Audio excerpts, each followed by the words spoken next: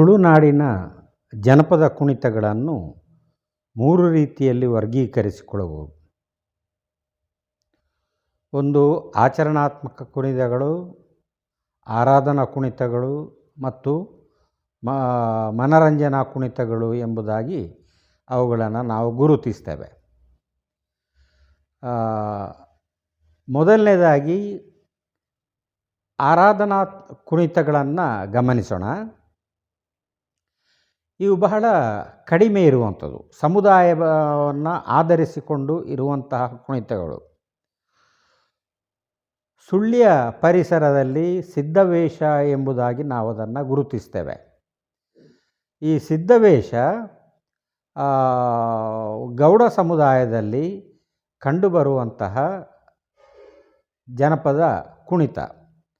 ವರ್ಷಕ್ಕೆ ಒಂದು ಸಾರಿ ಸಿದ್ಧವೇಷವನ್ನು ಹಾಕ್ಕೊಂಡು ಮನೆಗಳಿಗೆ ಹೋಗಿ ಕುಣಿದು ಆನಂತರ ಸಿದ್ಧ ವೇಷದ ಪೂಜೆಯನ್ನು ಅವರು ಮಾಡ್ತಾರೆ. ಹಾಗಾಗಿ ಇಲ್ಲಿ ಪ್ರಧಾನವಾಗುವಂಥದ್ದು ಆಯಾ ಸಮುದಾಯದ ದೇವರುಗಳನ್ನು ಪೂಜಿಸುವಂತಹ ಅಂಶವೇ ಇಲ್ಲಿ ಪ್ರಧಾನವಾಗುವಂಥದ್ದು.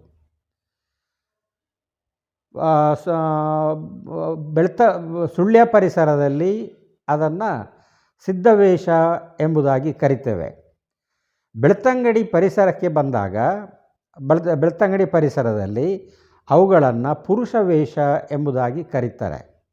ಇಲ್ಲಿ ಕೂಡ ಗೌಡ ಸಮುದಾಯದವರು ಮಾಡುವಂತಹ ಕುಣಿತವನ್ನೇ ನಾವು ಪುರುಷ ವೇಷ ಎಂಬುದಾಗಿ ಕರೀತೇವೆ.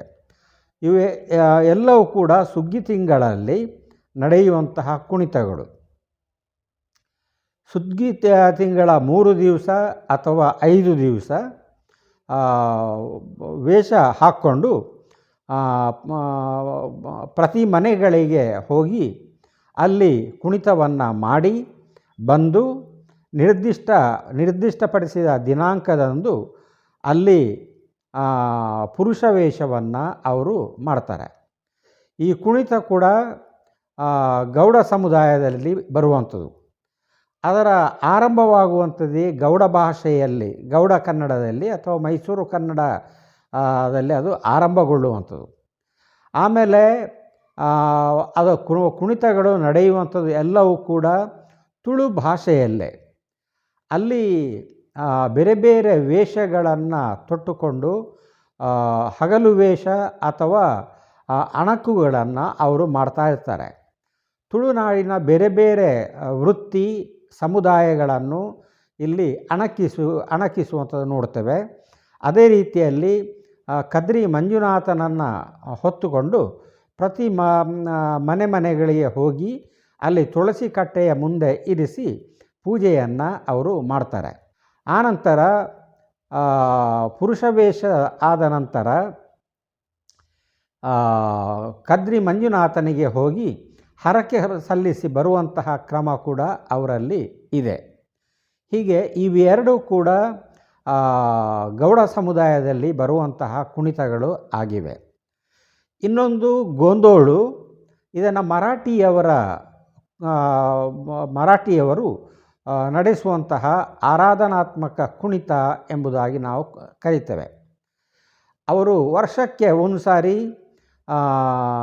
ಗೋಂದೋಳು ಪೂಜೆಯನ್ನು ಮಾಡುವಾಗ ಆ ಗೋಂದೋಳು ಪೂಜೆಯ ಸಂದರ್ಭದಲ್ಲಿ ಗೋಂದೋಳು ಕುಣಿತವನ್ನು ಅವರು ನಡೆಸ್ತಾರೆ, ಗೋಂದೋಳು ಪೂಜೆಯನ್ನು ನಡೆಸ್ತಾರೆ. ಇದು ಕೂಡ ಅವರ ಕುಲದೈವದ ಹೆಸರಿನಲ್ಲಿ, ಅವರ ಮೂಲ ದೇವರ ಹೆಸರಿನಲ್ಲಿ ನಡೆಯುವಂತಹ ಕುಣಿತ ಆಗಿದೆ. ಹೀಗೆ ಇವು 3 ನಾವು ಆರಾಧನಾತ್ಮಕ ಕುಣಿತಗಳು ಎಂಬುದಾಗಿ ತುಳುನಾಡಿನಲ್ಲಿ ಗುರುತಿಸ್ತೇವೆ. ಎರಡನೇದಾಗಿ ನಾವು ಕಾಣುವಂಥದ್ದು ಆಚರಣಾತ್ಮಕ ಕುಣಿತಗಳು. ಈ ಆಚರಣಾತ್ಮಕ ಕುಣಿತಗಳು ನಲಿಕೆ ಸಮುದಾಯದವರಲ್ಲಿ ಕಂಡುಬರ್ತದೆ ಮತ್ತು ಮುಗೇರ ಸಮುದಾಯದಲ್ಲಿ ಅದು ಕಂಡುಬರ್ತದೆ. ನಲಿಕೆಯವರಲ್ಲಿ ಆಟಿ ತಿಂಗಳಲ್ಲಿ ಬರುವಂತಹ ಆಟಿಕಳೆಂಜ, ಸೋಣ ತಿಂಗಳಲ್ಲಿ ಬರುವಂತಹ ಸೋಣದ ಜೋಗಿ, ಆಮೇಲೆ ಮದಿಮಾಲು, ಆನಂತರ ಸುಗ್ಗಿ ತಿಂಗಳಲ್ಲಿ ಬರುವಂತಹ ಇನ್ನೊಂದು ಕುಣಿತ.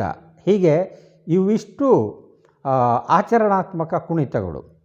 ಇವುಗಳನ್ನ ಯಾಕೆ ಆಚರಣಾತ್ಮಕ ಕುಣಿತಗಳು ಅಂತ ಕರೀತಾರೆ ಅಂದರೆ, ಈ ಕುಣಿತಗಳ ಹಿಂದೆ ಮತ್ತು ಮುಂದೆ ಒಂದು ನಿರ್ದಿಷ್ಟವಾದಂಥ ಆಚರಣೆಗಳು ಇವೆ. ನಿರ್ದಿಷ್ಟ ಆಚರಣೆಗಳು ಇವೆ. ನಿರ್ದಿಷ್ಟ ತಿಂಗಳುಗಳಲ್ಲಿ, ಆಟಿ ತಿಂಗಳಲ್ಲಿ ಆಟಿ ಕಳಂಜನೆ ಬರಬೇಕು. ಆತ ಬಂದು ವೇಷ ಹಾಕ್ಕೊಂಡು ಬರ್ತಾನೆ. ವೇಷ ಹಾಕ್ಕೊಂಡು ಬಂದು ಪ್ರತಿಯೊಬ್ಬರ ಮನೆಗಳಿಗೆ ಹೋಗಿ ಆ ಮನೆಯ ಮಾರಿಬೀರಿಯನ್ನು ಆತ ಕಳೀತಾನೆ. ಆ ರೀತಿ ಮಾರಿಬೀರಿಯನ್ನು ಕಳೆದಾದ ನಂತರ ಆಮೇಲೆ ತನ್ನ ಮನೆಯಲ್ಲಿ ಕಳಂಜನಿಗೆ ಬಡಿಸುವಂತಹ ಪದ್ಧತಿ ಅವರಲ್ಲಿ ಇದೆ. ಕಳಂಜನಿಗೆ ಬಡಿಸಿ ಆಮೇಲೆ ಆ ಸಮುದಾಯದವರೆಲ್ಲ ಒಟ್ಟಿಗೆ ಸೇರಿ ಅಡುಗೆ ಮಾಡಿ ಮಾರಿಯನ್ನು ಓಡಿಸಿ ಅನಂತರ ಊಟ ಮಾಡುವಂಥ ಪದ್ಧತಿ ಅಲ್ಲಿ ಇದೆ. ಹೀಗೆ ಆಟಿ ಕಳಂಜನ ಕುಣಿತ ನಲಿಕೆಯವರಲ್ಲಿ ಬಂದರೆ, ಸೋಣ ತಿಂಗಳಲ್ಲಿ ಸೋಣಂತ ಜೋಗಿ ಎಂಬುದಾಗಿ ಅವರು ವೇಷ ಹಾಕ್ಕೊಂಡು ಮನೆಗಳಿಗೆ ಬರ್ತಾರೆ. ಅಲ್ಲಿ ಕೂಡ ಸೋಣ ತಿಂಗಳ ಜೋಗಿಯವನು ಜೋಗಿ ಊರಿನ ಮಾರಿಬೀರಿಯನ್ನು ಕಳೆಯುವಂಥದ್ದು ಅವನ ಧರ್ಮ. ಅದಕ್ಕೆ ನಿರ್ದಿಷ್ಟ ದಿನವನ್ನು ನಿರ್ಧರಿಸ್ತಾರೆ. ಆಮೇಲೆ ಕುಣಿತಗಳನ್ನು ಮಾಡಿ ಆದ ನಂತರ ಸೋಣಂತ ಜೋಗಿಯಲ್ಲಿ ಕೂಡ ಅಲ್ಲಿ ಮುಕ್ತಾಯದ ದಿವಸ ನಿರ್ದಿಷ್ಟವಾದಂಥ ಆಚರಣೆಗಳು ಇವೆ. ಇವುಗಳನ್ನು ಮಾಡಿ ಅದನ್ನು ಎಲ್ಲರೂ ಒಟ್ಟಿಗೆ ಸೇರಿ ಊಟ ಮಾಡುವಂತಹ ಪದ್ಧತಿ ಅಲ್ಲಿ ಇದೆ. ಇದು ಸೋಣಂತ ಜೋಗಿ. ಸುಗ್ಗಿ ತಿಂಗಳಲ್ಲಿ ಬರುವಂತಹ ಕುಣಿತವನ್ನೇ ಮಾಯಂದಾಲು ಅಥವಾ ಮದಿಮಾಲು ಎಂಬುದಾಗಿ ಅದನ್ನು ನಾವು ಕರಿತೇವೆ. ಸುಗ್ಗಿ ತಿಂಗಳಲ್ಲಿ ಇಲ್ಲಿ ಇದು ಮುಖ್ಯವಾಗಿ ಪರವ ಸಮುದಾಯದಲ್ಲಿ ಕಂಡುಬರುವಂತಹ ಕುಣಿತ. ಅಲ್ಲಿ ಇಬ್ಬರು ಪುರುಷರು ಮದುಮಗ ಮತ್ತು ಮದುಮಗಳ ವೇಷವನ್ನು ಹಾಕ್ಕೊಂಡು ಪ್ರತಿ ಮನೆಗಳಿಗೆ ಹೋಗಿ ಅಲ್ಲಿ ಅವರು ಕುಣಿತಾರೆ. ಆ ರೀತಿ ಕುಣಿದಾಗ ಮನೆಯಲ್ಲಿ ಕೊಡುವಂತಹ ಅಲ್ಪ ಸ್ವಲ್ಪ ವಸ್ತುಗಳನ್ನು, ಹಣವನ್ನು ತಗೊಂಡು ಬಂದು ಅಲ್ಲಿ 3 ದಿವಸ ಅಥವಾ 5 ದಿವಸಗಳ ನಂತರ ಪೂಜೆಯನ್ನು ಮಾಡಿ ಅವರು ಒಟ್ಟಿಗೆ ಸೇರಿ ಅಲ್ಲಿ ಸಂಭ್ರಮದಿಂದ ಮಾರಿಯನ್ನು ಕಳೀತಾರೆ. ಸುಗ್ಗಿ ತಿಂಗಳ ಮಾರಿಯನ್ನು ಕಳೆಯುವಂತಹ ಪದ್ಧತಿ ಅವರಲ್ಲಿ ಇದೆ. ಇನ್ನು ಉಳಿದ ಹಾಗೆ ಬರುವಂತಹ ಕುಣಿತಗಳು ಅದನ್ನು ದುಡಿ ಕುಣಿತಗಳು ಎಂಬುದಾಗಿ ಕರೀತಾರೆ. ಆದಿದ್ರಾವಿಡ ಸಮುದಾಯದಲ್ಲಿ, ಈ ಸಮುದಾಯದಲ್ಲಿ ಬರುವಂಥದ್ದು, ಅವರಲ್ಲಿ ಬರುವಂತಹ ದುಡಿಯ ಸ್ವರೂಪ ಸ್ವಲ್ಪ ವ್ಯತ್ಯಾಸ ಇದೆ. ಇಲ್ಲಿ ಬರುವಂತಹ ಸಾಹಿತ್ಯ ಎಲ್ಲವೂ ಕೂಡ ಅಣಕು ಮಾತುಗಳಾಗಿ ನಾವು ಅದನ್ನು ನೋಡ್ತೇವೆ. ಅಲ್ಲಿ ದೀರ್ಘವಾದಂತಹ ಕಥಾ ವಸ್ತು ಎನ್ನುವಂಥದ್ದು ಇಲ್ಲ. 3-4 ಸಾಲುಗಳು ಒಳಗೊಂಡಂತಹ ಹಾಡುಗಳನ್ನು ಕಟ್ಟಿ ಅಲ್ಲಿ ಅವರು ಅದಕ್ಕೆ ದುಡಿಯನ್ನು ಬಾರಿಸಿಕೊಂಡು ಅವರು ಕುಣಿತಾ ಇರ್ತಾರೆ. ಹೀಗೆ ದುಡಿ ಕುಣಿತಗಳು ಅಲ್ಲಿ ಬಹಳ ನಿಯಮಿತವಾಗಿ ಮಾತ್ರ ಅದು ನಡೆಯುವಂಥದ್ದು. ಇದು ಮನರಂಜನಾ ಕುಣಿತದಲ್ಲಿ ಬರುವಂಥದ್ದು. ಮನರಂಜನಾ ಕುಣಿತ ಇನ್ನೊಂದು ಸಮುದಾಯದಲ್ಲಿ ಕೂಡ, ಇನ್ನೆರಡು ಸಮುದಾಯಗಳಲ್ಲಿ ಇದೆ. ಒಂದು ಮಾಯ್ಲರು. ಈ ಮಾಯ್ಲರು ಕೇರಳದಿಂದ ವಲಸೆ ಬಂದು ತುಳುನಾಡಿನ ಮುಗೇರರ ದುಡಿ ಕುಣಿತಗಳನ್ನು ಮತ್ತು ದುಡಿಯನ್ನು ಬಳಸಿಕೊಂಡು ಅದರ ಅನುಕರಣೆಯನ್ನು ಅವರು ಮಾಡ್ತಾರೆ. ಅಲ್ಲಿ ಮುಗೇರರ ದುಡಿಯೇ ಇರುವಂಥದ್ದು. ಮುಗೇರರಲ್ಲಿ ಬರುವಂತಹ ಪಾಡ್ದನಗಳನ್ನೇ ಅವರು ಬಳಸಿಕೊಂಡು ಕುಣಿತವನ್ನು ಮಾಡ್ತಾರೆ. ಅವರ ಸಮುದಾಯಕ್ಕೆ ವಿಶೇಷವಾಗಿ ಬೇರೆ ಯಾವುದು ಕೂಡ ಅಲ್ಲಿ ಇಲ್ಲದ ಕಾರಣ ಅದನ್ನು ಅವರು ಅನುಕರಣೆಯಾಗಿ ಅದನ್ನು ಬಳಸಿಕೊಂಡಿದ್ದಾರೆ. ಇನ್ನುಳಿದ ಹಾಗೆ ತುಳುನಾಡಿನಲ್ಲಿ ಪ್ರಧಾನವಾಗಿ ಜನಪದ ಕುಣಿತಗಳನ್ನು ಆಚರಿಸುವಂಥ ಸಮುದಾಯ ಅಂದರೆ ಮುಗೇರರು ಅಥವಾ ಮೇರ ಅಥವಾ ಮುಗೇರರು ಎಂಬುದಾಗಿ ನಾವು ಅವರನ್ನು ಕರಿತೇವೆ. ಪುತ್ತೂರು, ಬೆಳ್ತಂಗಡಿ, ಸುಳ್ಯ ಈ ಪರಿಸರದಲ್ಲಿ ಅವರನ್ನು ಮೇರರು ಎಂಬುದಾಗಿ ಕರೆದರೆ, ಈ ಕಡೆ ಬಂಟ್ವಾಳ, ಮಂಗಳೂರು, ಕಾಸರಗೋಡು, ಉಡುಪಿ ಈ ಕಡೆಗಳಲ್ಲಿ ಮುಗೇರರು ಎಂಬುದಾಗಿ ಅವರನ್ನು ಗುರುತಿಸಿಕೊಳ್ತಾರೆ. ಇವರಲ್ಲಿ ಎರಡು ರೀತಿಯ ಕುಣಿತಗಳು ಇವೆ. ಒಂದು ಆಚರಣಾತ್ಮಕ ಕುಣಿತಗಳು, ಆನಂತರ ಮನರಂಜನಾ ಕುಣಿತಗಳು. ಆಚರಣಾತ್ಮಕ ಕುಣಿತಗಳು ನಾನು ಈಗಾಗಲೇ ಹೇಳಿರುವ ಹಾಗೆ ಅದು ನಿರ್ದಿಷ್ಟ ಆಚರಣೆಗಳನ್ನು ಅದು ಒಳಗೊಳ್ಳುವಂಥದ್ದು. ಊರಿನ ಮಾರಿಬೀರಿಯನ್ನು ಊರಲ್ಲಿ ಬರುವಂತಹ ಜನರಿಗೆ, ದನಕರುಗಳಿಗೆ, ಬೆಳೆಗೆ, ಕೃಷಿಗೆ, ಆಮೇಲೆ ಫಲವಸ್ತು ಬಿಡುವಂಥ ಮರಗಳಿಗೆ ಯಾವುದೇ ಕಾಯಿಲೆ ರೋಗಗಳು ಬಾರದ ಹಾಗೆ ಮಂತ್ರಿಸಿ ನೀರನ್ನು ಹೊಯ್ಯುವಂಥ ಪದ್ಧತಿ ಇವರಲ್ಲಿ ಇದೆ. ಆ ಮೂಲಕ ಇದೊಂದು ಆಚರಣಾತ್ಮಕ ಕುಣಿತ ಎಂಬುದಾಗಿ ನಾವು ನೋಡ್ತೇವೆ. ಅದಕ್ಕೆ ನಿರ್ದಿಷ್ಟವಾದಂತಹ ಶಾಸ್ತ್ರೋಕ್ತಗಳು ಕೂಡ ಇವೆ. ಆತ ವೇಷವನ್ನು ಕಟ್ಟುವವರು ಶುಚಿರ್ಭೂತರಾಗಿರಬೇಕು ಮತ್ತು ಫಲಾಹಾರಿಗಳಾಗಿ ಇರಬೇಕು. ಅವರು ಮನೆಯಲ್ಲಿ ಪ್ರತ್ಯೇಕವಾಗಿ ಅವರು ಮಲ್ಕೊಳ್ಬೇಕು. ಅದರ ಜೊತೆ ಕುಣಿತವನ್ನು ಮಾಡುವವರು ಮಾತ್ರ ಅವರು ಹೇಗೆ ಬೇಕಾದರೂ ಇರ್ಬೋದು. ಆದರೆ ವೇಷ ತೊಡುವವರು ಮಾತ್ರ ಸ್ವಲ್ಪ ಭಿನ್ನ ರೀತಿಯಲ್ಲಿ ಅವರು ಇರಬೇಕಾಗ್ತದೆ. ಈ ಆಟಿಕಳೆಂಜ ಮುಗೇರರಲ್ಲಿ ಬೆಳ್ತಂಗಡಿ ತಾಲೂಕಲ್ಲಿ ಮಾತ್ರ ನಾವು ಅದನ್ನು ನೋಡ್ತೇವೆ. ಅಲ್ಲಿ ಇಬ್ಬರು ಪಾತ್ರಧಾರಿಗಳು ವೇಷವನ್ನು ತೊಡ್ತಾರೆ. ನಲಿಕೆಯವರ ಆಟಿಕಳೆಂಜದಲ್ಲಿ ಒಬ್ಬ ಕುಣಿತಗಾರ, ಒಬ್ಬ ಹಾಡುಗಾರ ಇರ್ತಾನೆ. ಇಲ್ಲಿ ಹಾಗೆ ಅಲ್ಲ, ಇಬ್ಬರು ವೇಷವನ್ನು ತೊಟ್ಕೊಂಡು ಕುಣಿತಾ ಇರ್ತಾರೆ. ಕೈಯಲ್ಲಿ ಒಲಿಛತ್ರ, ಆಮೇಲೆ ತಲೆಗೆ ಕಿರೀಟ, ಕೆಂಪು ಮೀಸೆ, ಕೇಸರಿ ಗಡ್ಡ, ಸೊಂಟಕ್ಕೆ ತೆಂಗಿನ ತಿರಿ ಇವುಗಳನ್ನು ಕಟ್ಟಿಕೊಂಡು ಅವರು ಪ್ರತಿ ಮನೆಗಳಿಗೆ ಹೋಗಿ ಅವರು ಕುಣಿತಾರೆ. ಆ ರೀತಿ ಕುಣಿಯುವಾಗ ಅವರಿಗೆ ಅಲ್ಲಿ ಕೆಲವೊಂದು ಫಲವಸ್ತುಗಳನ್ನು ಆಟಿ ತಿಂಗಳಲ್ಲಿ ಬರುವುದರಿಂದ ಅಲ್ಲಿ ಅಕ್ಕಿ ಇತ್ಯಾದಿಗಳನ್ನು ಕೊಡುವಂಥ ಕ್ರಮ ಇಲ್ಲ. ಯಾಕಂದರೆ ಅಕ್ಕಿ ಬಹಳ ಮುಖ್ಯವಾಗುವಂತಹ ಆಹಾರ ವಸ್ತು, ಅದರ ಕೊರತೆ ಇರ್ತದೆ. ಆ ಕಾರಣದಿಂದ ಒಣಗಿಸಿದ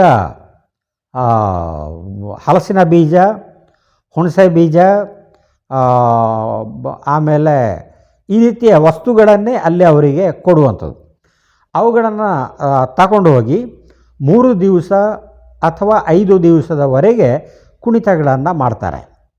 ಕುಣಿತಗಳನ್ನು ಮಾಡಿ ಆದ ನಂತರ ಮಾರಿ ಓಡಿಸುವಂಥ ಪ್ರಕ್ರಿಯೆ ಅವರಲ್ಲಿ ಇದೆ.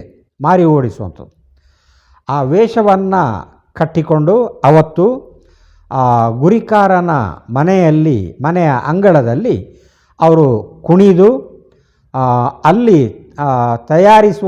ತಯಾರಿಸಿರುವಂತಹ ಆಹಾರವನ್ನು ತಗೊಂಡು ಊರಿನ ಗಡಿಯನ್ನು ದಾಟಿ ಹೋಗ್ತಾರೆ. ಊರಿನ ಗಡಿಯನ್ನು ದಾಟಿ ಹೋಗಿ ಕಾಸರ್ಕನ ಮರದ ಬುಡದಲ್ಲಿ ಆ ವಸ್ತುಗಳನ್ನು, ಆಹಾರ ಪದಾರ್ಥಗಳನ್ನು ಇಟ್ಟು, ತೊಟ್ಟಿರುವಂತಹ ವೇಷಭೂಷಣಗಳನ್ನು ಕಳಚಿ ಇಟ್ಟು, ಅಲ್ಲಿ ಇಟ್ಟಂತಹ ಆಹಾರ ಪದಾರ್ಥವನ್ನು ಪ್ರಸಾದ ಎಂಬುದಾಗಿ ಸ್ವೀಕರಿಸಿ ಅವರೆಲ್ಲರೂ ಬರ್ತಾರೆ. ಬರುವಾಗ ಪಕ್ಕದಲ್ಲೇ ಇರುವಂತಹ ತೋಡಲ್ಲಿ ಅಥವಾ ನದಿಯಲ್ಲಿ ಸ್ನಾನ ಮಾಡಿಕೊಂಡು ಬಂದು ಮತ್ತೆ ತಮ್ಮ ಕುಲದೈವವಾದಂತಹ ಮುಗೇರ್ಲು ದೈವಗಳಿಗೆ ಪ್ರಾರ್ಥನೆಯನ್ನು ಅವರು ಮಾಡ್ತಾರೆ. ಪ್ರಾರ್ಥನೆಯನ್ನು ಮಾಡಿ ಅಲ್ಲಿ ಅಡುಗೆಯನ್ನು ಮಾಡಿ ಬಂದಂಥವರು ಎಲ್ರಿಗೂ ಕೂಡ ಆಹಾರವನ್ನು ಒದಗಿಸ್ತಾರೆ. ಅಲ್ಲಿ ಪ್ರಧಾನವಾಗಿ ಅವರು ಅವತ್ತು ಅವಲಕ್ಕಿ ಅಥವಾ ಪದ್ದೋಳು ಇದನ್ನು ತಗೊಂಡು ಬಂದು ಅದರ ರಾಶಿಯನ್ನು ಮಾಡಿ ಒಂದು ದಿವಸ ಕುಣಿತಕ್ಕೆ ಹೋದವನಿಗೆ ಇಂತಿಷ್ಟು ಸೇರು ಅವಲಕ್ಕಿ ಎಂಬುದಾಗಿ 5 ದಿವಸಗಳಿಗೆ ಒಟ್ಟು ಅವನಿಗೆ ಎಷ್ಟು ಕೊಡಬೇಕೋ ಅಷ್ಟನ್ನು ಕೊಡ್ತಾರೆ.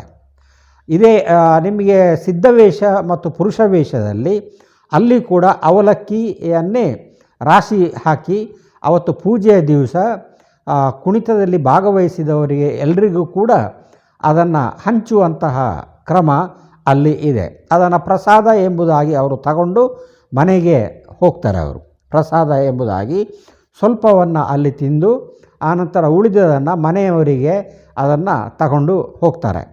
ಇಲ್ಲಿ ಕೂಡ ಅಷ್ಟೇ, ಅದನ್ನು ಪ್ರಸಾದ ಎಂಬುದಾಗಿ ತಗೊಂಡು ಆಮೇಲೆ ಅವರು ಉಳಿದ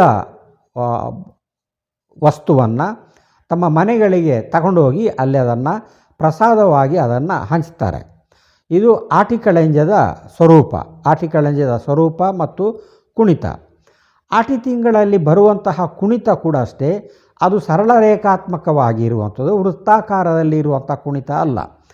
ಹಿಂದೆ ಮುಂದೆ ನೇರವಾಗಿ ಕುಣಿಯುವಂಥದ್ದು ಅಥವಾ ನಿಂತಲ್ಲೇ ಸುತ್ತ ಹಾಕ್ಕೊಂಡು ಕುಣಿಯುವಂಥದ್ದು. ಚಲನೆ ಎನ್ನುವಂಥದ್ದು ಬಹಳ ಕಡಿಮೆ. ಅಲ್ಲಿ ಚಲನೆ ಇದ್ದರೂ ಕೂಡ ಮುಂದೆ ಹಿಂದೆ.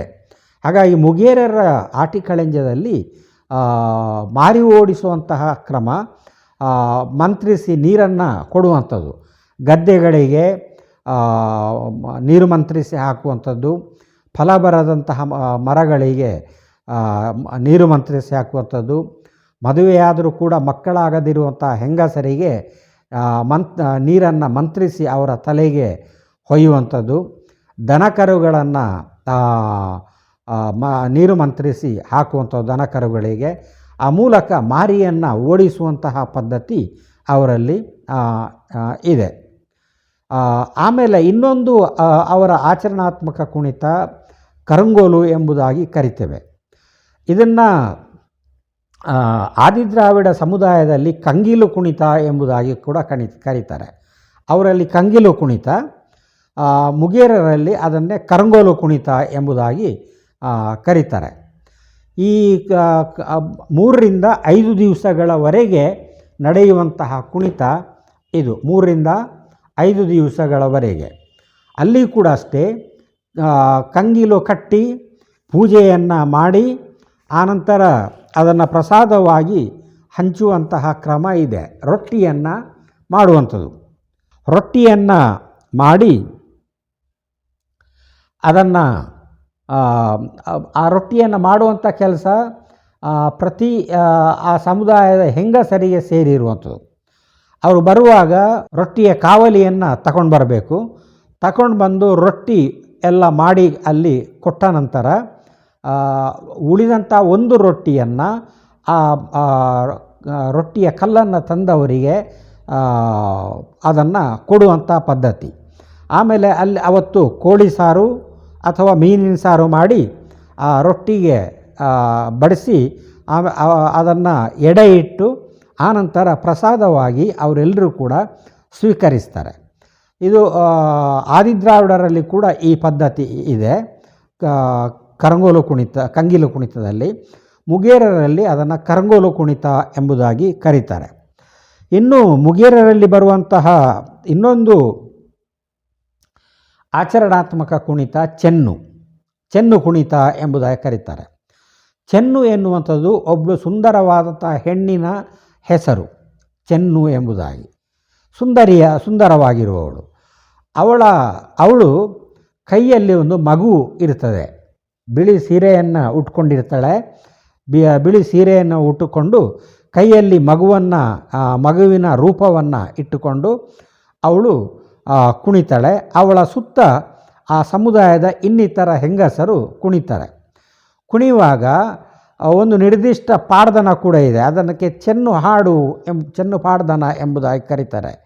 ಲೇ ಲೇ ಲೇ ಲೇ ಲೇ ಚೆನ್ನು ಲೆಲ್ಲ ಲೇ ಲೇ ಲೇ ಎಲ್ಲ ಲೇ ಲೇ ಲೇ ಚೆನ್ನು ಲೆಲ್ಲ ಲೇ ಲೇ ಲೇ ಪುಟ್ಟುನೋಲುಗಲೇ ಚೆನ್ನು ಬಲತಿನೋಲುಗಲೇ ಪುಟ್ಟು ಬಡೆಕಾಯಿ ದೆತ್ತಿಯಾನು ತೆನ್ಕಾಯಿ ಎಂಬುದಾಗಿ ಅದು ಆ ಚೆನ್ನು ಪಾಡ್ದನ ಅದು ಮುಂದುವರಿತದೆ. ಅಲ್ಲಿ ಆ ಮಗುವನ್ನು, ಅನಾಥವಾಗಿ ಇರುವಂಥ ಮಗು, ಇರೋದಕ್ಕೆ ಮನೆ ಇಲ್ಲ, ಕಟ್ಟೋದಕ್ಕೆ ತೊಟ್ಟಿಲಿಲ್ಲ. 2 ಬೇಂಗದ ಮರಗಳ ಮಧ್ಯೆ ಬಟ್ಟೆಯನ್ನೇ ತೊಟ್ಟಿಲಾಗಿ ಮಾಡಿ ಆ ಮಗುವನ್ನು ಅಲ್ಲಿ ಅವಳು ತೂಗ್ತಾ ಇರ್ತಾಳೆ. ಆ ಮಗುವಿನ ರಕ್ಷಣೆಗೆ ಇರುವಂಥದ್ದು 2 ಪ್ರಾಣಿಗಳು, ಒಂದು ನಾಯಿ ಮತ್ತು ಇನ್ನೊಂದು ಬೆಕ್ಕು. ಅವುಗಳ ಆ ಮಗುವಿನ ರಕ್ಷಣೆಗೆ ಇರ್ತದೆ. ಕೇಳ್ತಾರೆ, ನಾಯಿ ಕಚ್ಚೋದಿಲ್ವ, ಪುಚ್ಚೆ ಪರಂಕಂದ ಎಂಬುದಾಗಿ. ಆದರೆ ಅವುಗಳಿಗೆ ಭಾಷೆ ಇದೆ, ಅವು ಏನು ಮಾಡೋದಿಲ್ಲ ಮಗುವಿಗೆ ಎಂಬುದಾಗಿ ಅವಳು ಸಮರ್ಥಿಸಿಕೊಳ್ತಾಳೆ. ಆ ಮೂಲಕ ಮಗುವಿನ ಸಾನ್ನಿಧ್ಯದಲ್ಲಿ ಅವು ತಮ್ಮ ಮೂಲ ಪ್ರವೃತ್ತಿಯನ್ನು ಬಿಟ್ಟು ಮಗುವಿನ ರಕ್ಷಣೆಯಲ್ಲಿ ಅವು ಹೇಗೆ ತೊಡಗ್ತಾ ಇರ್ತವೆ ಎನ್ನುವುದನ್ನು ಅಲ್ಲಿ ಅವಳು ತನ್ನ ಪಾರ್ದನದಲ್ಲಿ ಹಾಡ್ತಾಳೆ. ಆ ರೀತಿ ಪಾರ್ದನವನ್ನು ಹಾಡಿ ಅದು ಕೂಡ ಅಷ್ಟೇ 3 ದಿವಸ ಅಥವಾ 5 ದಿವಸಗಳವರೆಗೆ ಆ ಕುಣಿತವನ್ನು ಮಾಡ್ತಾರೆ. ಆಮೇಲೆ ಚೆನ್ನು ಪೂಜೆಯ ದಿವಸ ಅಲ್ಲಿ ಅವಲಕ್ಕಿಯ ರಾಶಿ ಅಥವಾ ಪೊದ್ದೊಳಿನ ತಂದು ರಾಶಿ ಹಾಕಿ ಅದಕ್ಕೆ ತೆಂಗಿನಕಾಯಿ ಬೆಲ್ಲ ಎಲ್ಲ ಹಾಕಿ ಬಂದವರಿಗೆಲ್ಲ ಅದನ್ನು ಹಂಚ್ತಾರೆ. 1 ದಿವಸಕ್ಕಾದರೆ 1 ಸೇರು, 2 ದಿವಸಕ್ಕಾದರೆ 2 ಸೇರು, 5 ದಿವಸ ಆದರೆ 5 ಸೇರಿನ ಹಾಗೆ ಅದನ್ನು ಹಂಚ್ತಾರೆ. ಅದನ್ನು ಅವರು ಪ್ರಸಾದವಾಗಿ ತಗೊಂಡು ಹೋಗ್ತಾರೆ ಮತ್ತು ಅಲ್ಲಿ ಅಡುಗೆ ಮಾಡಿರ್ತಾರೆ. ಅಡುಗೆ ಮಾಡಿದ್ದನ್ನು ಎಲ್ಲರೂ ಕೂಡ ಸೇರಿ ಊಟವನ್ನು ಮಾಡ್ತಾರೆ. ಇದು ಚೆನ್ನು ಕುಣಿತದ ಸಂಕ್ಷಿಪ್ತ ಪರಿಚಯ. ಇನ್ನೊಂದು ಅವರಲ್ಲಿ ಬರುವಂತಹ ಆಚರಣಾತ್ಮಕ ಕುಣಿತ ಪಿಲಿಪಂಜಿ ಕುಣಿತ ಎಂಬುದಾಗಿ ನಾವು ನೋಡ್ತೇವೆ. ಪಿಲಿಪಂಜಿ ಅಂದರೆ ಹುಲಿ ಮತ್ತು ಹಂದಿಗಳು. ಈ 2 ಹುಲಿ ಮತ್ತು ಹಂದಿಗಳು ಪರಸ್ಪರ ಕಾದಾಡುವುದನ್ನೇ ಒಂದು ಕುಣಿತವಾಗಿ ಇವರು ಆಚರಣೆಯನ್ನು ಮಾಡ್ತಾರೆ. ಸುಗ್ಗಿ ತಿಂಗಳಲ್ಲಿ ಬರುವಂತಹ ಈ ಕುಣಿತ ತುಳುನಾಡಿನ ಬೆಳೆಗೆ ಬರುವಂತಹ ಮಾರಿಗಳನ್ನು, ಅಂದರೆ ಬೆಳೆಯನ್ನು ನಾಶ ಮಾಡುವಂತಹ ಪ್ರಾಣಿಗಳು ಹುಲಿ ಮತ್ತು ಹಂದಿಗಳನ್ನು ಪೂಜೆ ಮಾಡಿ ಅವುಗಳಿಂದ ಕೃಷಿಗೆ ಯಾವುದೇ ತೊಂದರೆಯಾಗದ ಹಾಗೆ ನೋಡಿಕೊಳ್ಳುವಂಥದ್ದೇ ಇಲ್ಲಿಯ ಮುಖ್ಯ ಉದ್ದೇಶ. ಪಿಲಿಪಂಜಿ ಹುಲಿ ಮತ್ತು ಹಂದಿ ಅವು ಮುಖಾಮುಖಿಯಾಗಿ ಕುಣಿತಾರೆ. ಹುಲಿಯ ಮುಖವಾಡ ಮತ್ತು ಹಂದಿಯ ಮುಖವಾಡವನ್ನು ಹಾಕ್ಕೊಂಡು ಪರಸ್ಪರ ಮುಖಾಮುಖಿಯಾಗಿ ಅವರು ಕುಣಿತಾರೆ. 3 ರಿಂದ 5 ದಿವಸ ಕುಣಿತವನ್ನು ಅವರು ಮಾಡ್ತಾರೆ. ಆ ರೀತಿ ಮಾಡಿದ ನಂತರ ಅಲ್ಲಿ ಕೂಡ ಅಷ್ಟೇ ಪಿಲಿಪಂಜಿ ಪೂಜೆಯನ್ನು ಮಾಡ್ತಾರೆ. ಪಿಲಿಪಂಜಿ ಪೂಜೆಯ ದಿವಸ ಕೂಡ ಅವಲಕ್ಕಿ ಅಥವಾ ಪೊದ್ದೊಳು ಇದನ್ನು ರಾಶಿ ಮಾಡಿ ಅದರ ಮೇಲೆ ತೆಂಗಿನಕಾಯಿ ಬೆಲ್ಲ ಇತ್ಯಾದಿಗಳನ್ನು ಇಟ್ಟು ಅದನ್ನು ಬಂದವರಿಗೆ ಹಂಚುವಂತಹ ಕ್ರಮ ಇದೆ. ಅಡುಗೆ ಮಾಡಿ ಆ ಸಮುದಾಯದವರು ಎಲ್ಲರೂ ಕೂಡ ಒಟ್ಟಿಗೆ ಕೂತು ಉಣ್ಣುವಂತಹ ಒಂದು ಪದ್ಧತಿ ಅವರಲ್ಲಿ ಇದೆ ಪೀಲಿಪಂಜಿ ಕುಣಿತದಲ್ಲಿ. ಹೀಗೆ ಪೀಲಿಪಂಜಿ ಕುಣಿತ ಅದು ಕೃಷಿ ಸಂಬಂಧಿ ಆಚರಣಾತ್ಮಕ ಕುಣಿತ. ಕೃಷಿಗೆ ಬರುವಂತಹ ಮಾರಿಬೀರಿ ಬರುವಂಥದ್ದು ಹುಲಿ ಮತ್ತು ಹಂದಿ. ಹುಲಿ ಏನು ಮಾಡ್ತದೆ, ಕೃಷಿಕನ ಜಾನುವಾರುಗಳನ್ನು ಕೊಲ್ತದೆ. ಅದರಿಂದ ರಕ್ಷಣೆಯನ್ನು ಅವನು ಬೇಡ್ತಾನೆ. ಹಂದಿ ಅದೇ ಬೆಳೆಗೆ ಇಳಿದು ಕೃಷಿಯನ್ನು ನಾಶ ಮಾಡ್ತದೆ. ಹಾಗೆ ಆ 2 ಪ್ರಾಣಿಗಳನ್ನು ಮುಖಾಮುಖಿಯಾಗಿಸಿ ಕುಣಿಯುವ ಮೂಲಕ ತನ್ನ ಬೆಳೆಯನ್ನು ರಕ್ಷಿಸಿಕೊಳ್ಳುವಂಥದ್ದೇ ಅದರ ಮೂಲ ಉದ್ದೇಶ ಎಂಬುದಾಗಿ ನಾವು ಕಾಣ್ತೇವೆ. ಹೀಗೆ ಪಿಲಿಪಂಜಿ ಕುಣಿತ ಕೂಡ ಸುಗ್ಗಿ ತಿಂಗಳಲ್ಲಿ ಬರುವಂತಹ ಕುಣಿತ. ಈಗ ಅದು ವಿಶೇಷವಾಗಿ ಬೆಳ್ತಂಗಡಿ, ಪುತ್ತೂರು ಮತ್ತು ಸುಳ್ಯ ತಾಲೂಕುಗಳಲ್ಲಿ ಮಾತ್ರ ಇರುವಂಥದ್ದು. ಬೇರೆ ಕಡೆ ಎಲ್ಲ ಈಗ ಅದು ನಿಂತು ಹೋಗಿದೆ. ಉಳಿದ ಹಾಗೆ ಅವರಲ್ಲಿ ಬರುವಂತಹ ಮನರಂಜನಾ ಕುಣಿತಗಳು, ಸುಮಾರು ಮನರಂಜನಾ ಕುಣಿತಗಳು ಇವೆ, ಅಥವಾ ಅದನ್ನು ದುಡಿ ಕುಣಿತಗಳು ಎಂಬುದಾಗಿ ಕೂಡ ಕರೀತಾರೆ. ತಮ್ಮ ದಿನದ ದುಡಿಮೆಯ ಶ್ರಮವನ್ನು ಹೋಗಲಾಡಿಸಿಕೊಳ್ಳುವುದಕ್ಕೆ ಅವರು ಪ್ರತಿ ಮನೆಯಲ್ಲಿ ದುಡಿಗಳು ಇರ್ತವೆ. ಆ ದುಡಿಯನ್ನು ನುಡಿಸಿಕೊಂಡು ಗುಂಪು ಮನೆಗಳಲ್ಲಿ ಇರುವವರೆಲ್ಲ ಒಟ್ಟು ಸೇರಿ ಅಲ್ಲಿ ದುಡಿಯನ್ನು ನುಡಿಸ್ತಾ ಪಾಡ್ದನವನ್ನು ಹಾಡಿ ಕುಣಿತ ಇರುವಂಥದ್ದು. ಆ ಕಾರಣದಿಂದ ಇದನ್ನು ದುಡಿ ಕುಣಿತಗಳು ಎಂಬುದಾಗಿ ಕರೀತಾರೆ. ಇದನ್ನೇ ಮನರಂಜನಾತ್ಮಕ ಕುಣಿತಗಳು ಎಂಬುದಾಗಿ ನಾವು ಕರಿತೇವೆ. ಈ ರೀತಿಯ ಮನರಂಜನಾ ಕುಣಿತಗಳು ಅಥವಾ ದುಡಿ ಕುಣಿತಗಳು ಚರಿಪಡಪುದ ಚೋಮಕ್ಕ, ಗಾನಂತಾಲು, ತಾಲಿ, ವೆಂಕಮಕ್ಕ, ನಾಯರುಮ್ಮಾರು, ಬೈರಿ, ಧರಣೆ, ಮಾಣಿನಾಗೇರು, ಕೊರಗು, ಉರಿಕುಡುಪೆಲೆ ಇವಿಷ್ಟು ವ್ಯಕ್ತಿ ಸಂಬಂಧಿ ಕುಣಿತಗಳಾಗಿ ನಾವು ಅದನ್ನು ನೋಡ್ತೇವೆ. ವ್ಯಕ್ತಿ ಸಂಬಂಧಿ ಕುಣಿತಗಳು. ಚರಿಪಡುಪುದ ಚೊಮಕ್ಕ ದಾನೆ ಮಲ್ಪುವ ಚೊಮಕ್ಕ. ಚೋಮಕ್ಕ, ಚೋಮು ಎನ್ನುವಂಥದ್ದು ಅವಳ ಹೆಸರು. ಚರಿಪಡುಪುದ ಚೊಮಕ್ಕ ಏನು ಬೊಡಲೆ ಚೊಮಕ್ಕ, ಏನು ಬೊಡಲೆ ಚೋಮಕ್ಕ ಮೇರೆ ಬೊಡಲೆ ಚೊಮಕ್ಕ. ಅಲ್ಲಿ ಬಹಳ ರಂಜನೀಯವಾಗಿ ನಿನಗೆ ನಾನು ಬೇಕೋ ಅಥವಾ ನಿನ್ನ ಗಂಡ ಬೇಕೋ, ಯಾರು ಬೇಕು ಎಂಬುದಾಗಿ ಒಬ್ಬಳು ಹೆಣ್ಮಗಳನ್ನು ಕೇಳುವಂತಹ ಪದ್ಧತಿ ಚರಿಪಡಪುದ ಚೋಮಕ್ಕ ಅದರಲ್ಲಿ ಬರುವಂಥದ್ದು. ಗಾನಂತಾಲು. ಗಾನಂತಾಲು ಅಂದರೆ ಗಾಣದಿಂದ ಎಣ್ಣೆ ತೆಗೆಯುವವಳು ಎಂಬುದಾಗಿ ಗಾನಂತಾಲು. ಅಲ್ಲಿ ಗಾಣದಿಂದ ಎಣ್ಣೆ ತೆಗೆಯುವಾಗ ಆ ಗಂಡ ಮತ್ತು ಹೆಂಡತಿಯ ಮಧ್ಯೆ ಒಂದು ಅಣಕು ಜಗಳ ಆರಂಭ ಆಗ್ತದೆ. ಎಣ್ಣೆಯನ್ನು ಅಲ್ಲಿ ತೆಂಗಿನಕಾಯಿ ಎಣ್ಣೆಯ ಯಜಮಾನ ಇರುವಾಗ ಕದಿಯೋಕ್ಕಾಗೋದಿಲ್ಲ. ಆಗ ಅವಳು ಏನು ಮಾಡ್ತಾನೆ, ಒಂದು ಬಟ್ಟೆಯನ್ನು ತೆಂಗಿನ ಎಣ್ಣೆಯಲ್ಲಿ ಮುಳುಗಿಸಿ ಈ ಬಾರಿ ಪಾತಿರು ಅದನು ಅಂತ ಹೇಳಿ ಎಳೆದು ಆ ಬಟ್ಟೆಯನ್ನು ಬಿಸಾಕ್ತಾನೆ. ಅವಳು ಅದರಲ್ಲಿ ಇರುವಂಥ ಎಣ್ಣೆಯನ್ನು ಹಿಂಡಿ ತಗೊಂಡು ಆಮೇಲೆ ಮತ್ತೆ ದಾನೆ ತನ್ನಿಕ್ ಅಂತ ಹೇಳಿ ಮತ್ತೆ ಬಟ್ಟೆಯನ್ನು ಬಿಸಾಕುವಂಥದ್ದು. ಈ ರೀತಿ ಮಾಡಿ ಅದರಿಂದ ಗಾಣದಿಂದ ಎಣ್ಣೆಯನ್ನು ತೆಗೆಯುವಂಥದ್ದು. ಇದನ್ನು ಗಾನಂತಾಲು ಎನ್ನುವಂತಹ ಕುಣಿತದಲ್ಲಿ ಅಲ್ಲಿ ಅವರು ವಿವರಿಸಿಕೊಳ್ತಾರೆ. ತಾಲಿ ಎನ್ನುವಂಥದ್ದು ಕೂಡ ಒಂದು ಹೆಣ್ಣಿನ ಹೆಸರಲ್ಲಿ ಬರುವಂಥ ಕುಣಿತ.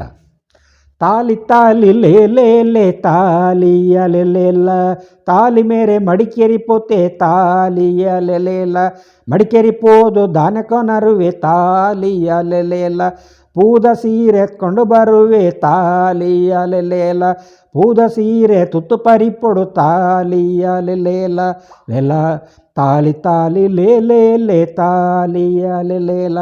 ಈ ರೀತಿ ಅದು ಆ ಪಾಡ್ದನ ಅದು ಮುಂದುವರಿಯುತ್ತದೆ. ತಾಲಿಯ ಪಾಡ್ದನ ಅಲ್ಲಿ ಮದುವೆಯಾದ ಹೊಸದರಲ್ಲಿ ಗಂಡ ಮಡಿಕೇರಿಗೆ ಕೆಲಸಕ್ಕೆ ಹೋಗಿರ್ತಾನೆ. ಮದುವೆಯಾದ ಹೆಣ್ಮಗಳಿಗೆ ಗಂಡನ ಜೊತೆ ಇರಬೇಕು ಎನ್ನುವಂಥ ಆಸೆ. ಆದರೆ ಅವನು ಕೆಲಸದ ನಿಮಿತ್ತ ಮಡಿಕೇರಿಗೆ ಹೋಗಿದ್ದಾನೆ. ಮಡಿಕೇರಿಗೆ ಹೋಗಿ ಏನು ತರ್ತಾನೆ, ಬಣ್ಣದ ಸೀರೆ, ಹೂವಿನ ಸೀರೆಯನ್ನು ತರ್ತಾನೆ. ಆ ರೀತಿ ಅವನು ತಂದಂತಹ ಹೂವಿನ ಸೀರೆಯನ್ನು ಉಟ್ಟು ಹರಿದಾಕಬೇಕು ನಾನು ಎಂಬುದಾಗಿ ಅವಳು ಹೇಳುವಂಥದ್ದನ್ನು ನಾವಲ್ಲಿ ನೋಡ್ತೇವೆ.